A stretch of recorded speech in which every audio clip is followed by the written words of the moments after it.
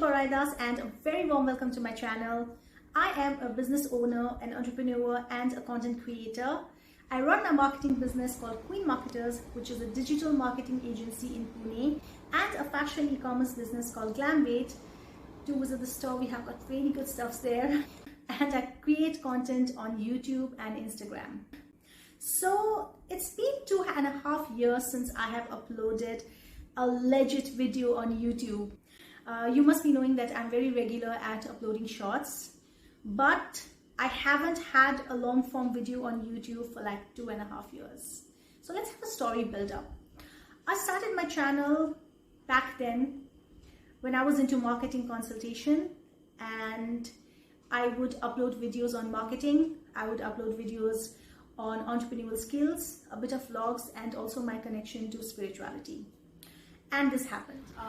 For quite some time now, I have been doing independent, social media consulting, like on a very regular basis. So I just decided that I'm now going to finally launch a formal firm. So I've been very excited for the past few days. I've been just trying to think of a few good names. 2.5 years flash forward. Queen Marketers is doing very well. We have built up a good team, and we have worked for over 150 plus campaigns. We have served over 15 plus industries and many clients, following different niches. And today I am here to share that experience and that knowledge with you. So today we're going to talk about the top 5 highly underrated advice for every entrepreneur. And the first advice is, it is never necessary to know it all. So as a new entrepreneur, as a business owner, as somebody who's even starting on a job or start of their career, we tend to wish that we would at least know something of what we are going to do. And trying to learn and trying to educate ourselves can also be sometimes the reason of procrastination. Let me learn a bit more, let me be mentally prepared, let me be physically prepared, let me get more information. I'm going to do it when I'm, mentally ready. We tell ourselves such stories all the time. When you start on something, the journey is always going to be tough, no matter if you have learned so much, okay? So let's say you are a person who has no experience and knowledge, or let's say you are a person who's an MBA graduate in business, okay?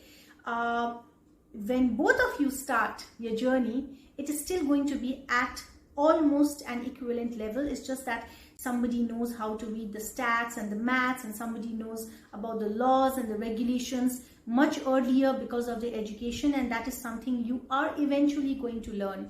But we are not at an era where we need to know all the freaking skills, or we need that certificate in our hand, okay? So just remember that it is not important to know it all from the very beginning. It is important for you to be prepared to know it all, yeah? That brings us to our next point. You need to be adaptable, and you need to prepare yourself to be versatile.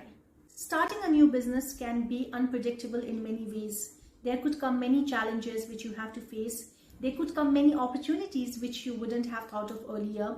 There could come, you could be at a place where you need to learn many skills which will only come out of experience, which is not going to come out of you just learning something or reading something online, okay?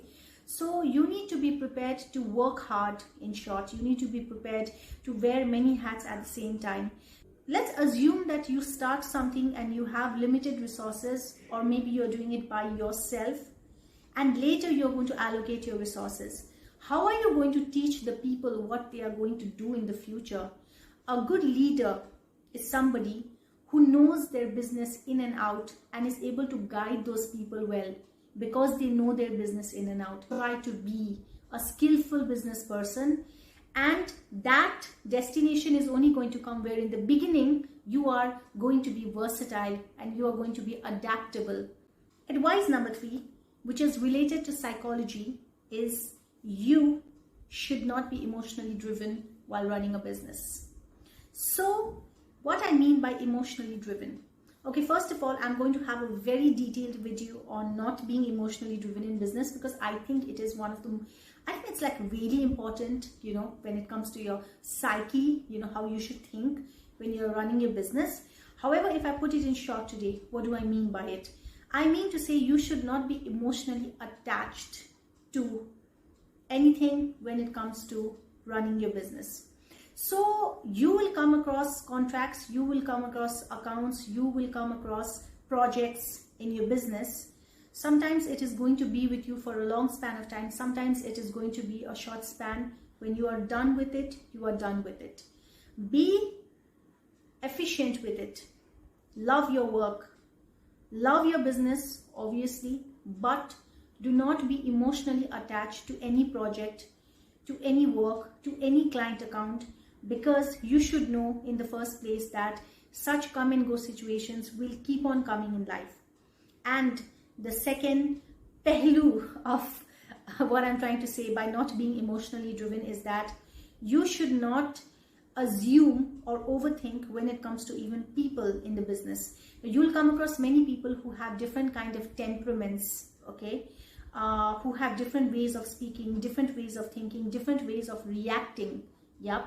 So don't take anything personally. What people say, how people be, how people react.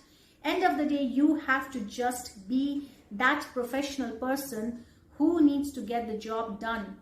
I know it sounds like a bit stoic, it sounds like, a bit hard-hearted, but trust me, sweetheart, in the longer run, this is the way that is going to keep you happy.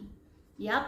So if you overthink in a certain example, if you overthink why a certain person or a certain client has been behaving with you in a certain way, that is only going to lead you to having an emotional, I won't say breakdown, but an emotional experience. Like you overthink, it's going to spoil your experience with everything else that is going to happen in your life or your business. The next time you're going to have an interaction, you might have a meeting, okay, you might have an exchange, that is going to also bring a shadow upon your next interaction. Rather, just be very practical, save all of that, and don't take anything personally, in short. Yep. Advice number 4, always prioritize what would help to grow your business first as a business owner. Now, when you start a business, when you start acquiring clients, when your services and your products starts to sell, you would have a lot in hand, like, completing small tasks, completing day-to-day, weekly, monthly targets, and so on, okay? So you would get busy during that. Your physical, your mental, energies would be channelized to your new business, because already the learning curve is a lot since it's a new business. There are many challenges going on. So your energy, your vision is going to be, in those tasks, in simple words, okay? We tend to sell ourselves short as human beings sometimes when we tend to get busy with the short-term goals. I would give my own example, because I did not continue uploading my video on YouTube, which I could have even if I was very busy. But I got very engaged in the learning curve. That's the honest fact of it, okay? And when I observed that and when I changed that, okay, I started doing a lot of other things like creating content online, starting to, make business plans with other businesses. How did I do that? So the simple way I did it is I brought back my focus to where I want to see my agency in a few years.